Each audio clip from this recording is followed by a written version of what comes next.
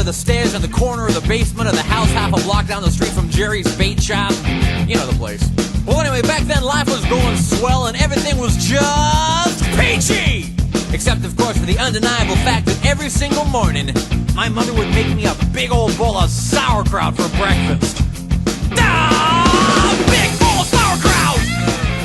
Every single morning! It was driving me crazy! I said to my mom, I said, "Hey, Mom, what's up with all the sauerkraut?" And my dear sweet mother, she just looked at me like a cow looks at an oncoming train. And she leaned right down next to me. And she said, "It's good for you!" And then she tied me to the wall and stuck a funnel in my mouth and force-fed me nothing but sauerkraut until I was 26 and a half years old. That's when I swore that someday I would get out of that basement and travel to a magical, faraway place where the sun is always shining and the air smells like warm root beer and the towels are oh so fluffy. Where the Shriners and the lepers play their ukuleles all day long and anyone on the street will gladly shave your back for a nickel. Waka waka doo-doo, yeah! Well, let me tell you people, it wasn't long at all before my dream came true. Because the very next day, a local radio station had this contest to see who could correctly guess the number of molecules in Leonard Nimoy's butt. I was off by 3, but I still won the grand prize. That's right, a first-class one-way ticket to Albuquerque. Albuquerque. Oh, yeah. You know, I'd never been on a real airplane before, and I gotta tell you, it was really great. Except that I had to sit between 2 large Albanian women with excruciatingly severe body odor, and the little kid in back of me kept throwing up the whole time. The flight attendants ran out of Dr. Pepper and salted peanuts, and the in-flight movie was Biodome with Pauly Shore, and oh yeah, 3 of the airplane engines burned out. We went into a tailspin and crashed into a hillside, and the plane exploded in a giant fireball, and everybody died! Except for me. You know why? 'Cause I had my tray table up, and my seat back in the full upright position. Have my tray table up, and my seat back in the full upright position. Have my tray table up, and my seat back in the full upright position.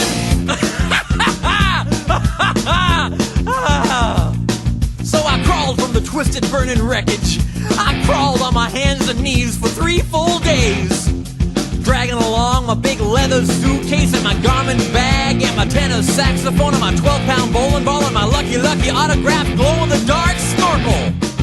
But finally I arrived at the world-famous Albuquerque Holiday Inn where the towels are oh so fluffy and you can eat your soup right out of the ashtrays if you wanna.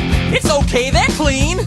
Well, I checked into my room and I turned down the AC and I turned on the Spectrovision and I'm just about to eat that little chocolate mint on my pillow that I love so very, very much when suddenly there's a knock on the door.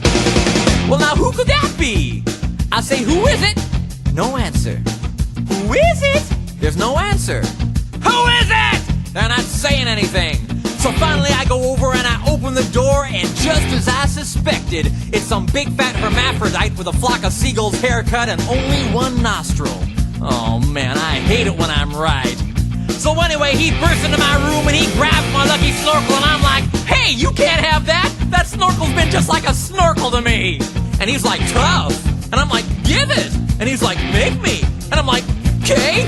So I grabbed his leg and he grabbed my esophagus and I bit off his ear and he chewed off my eyebrows and I took out his appendix and he gave me a colonic irrigation. Yes, indeed, you better believe it.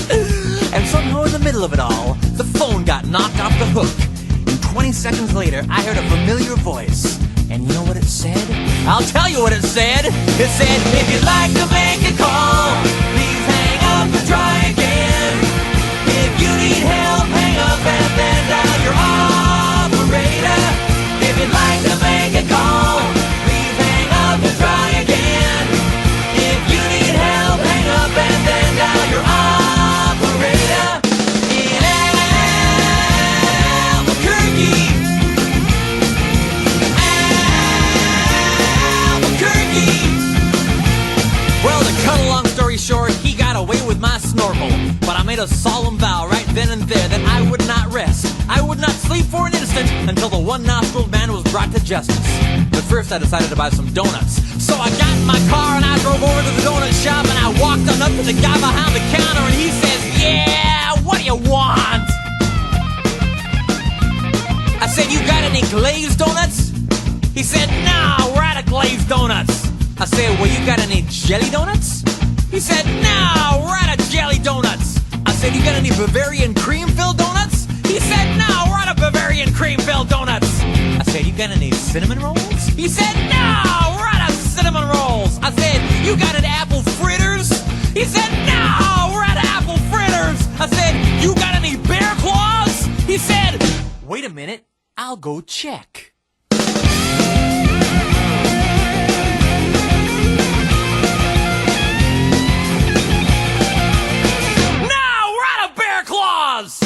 I said, well, in that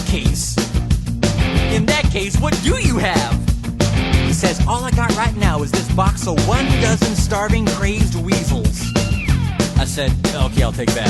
So he hands me the box, and I open up the lid, and the weasels jump out, and they immediately latch onto my face and start biting me all over.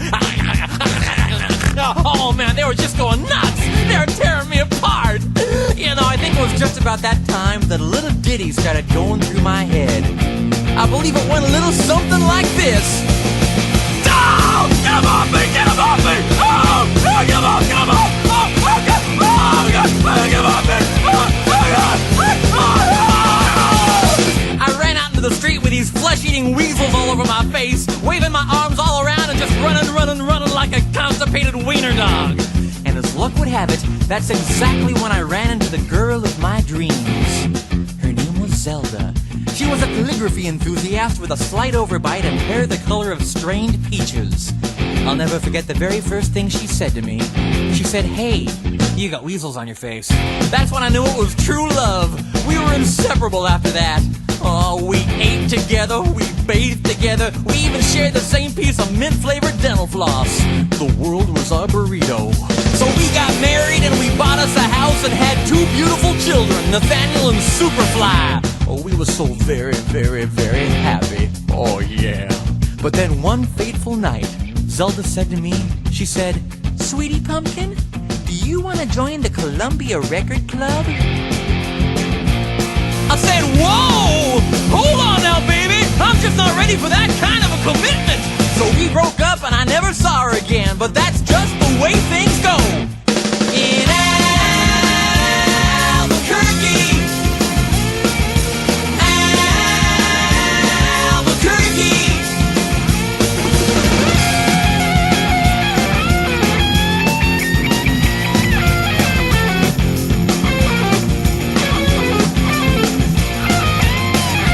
Things really started looking up for me because about a week later, I finally achieved my lifelong dream.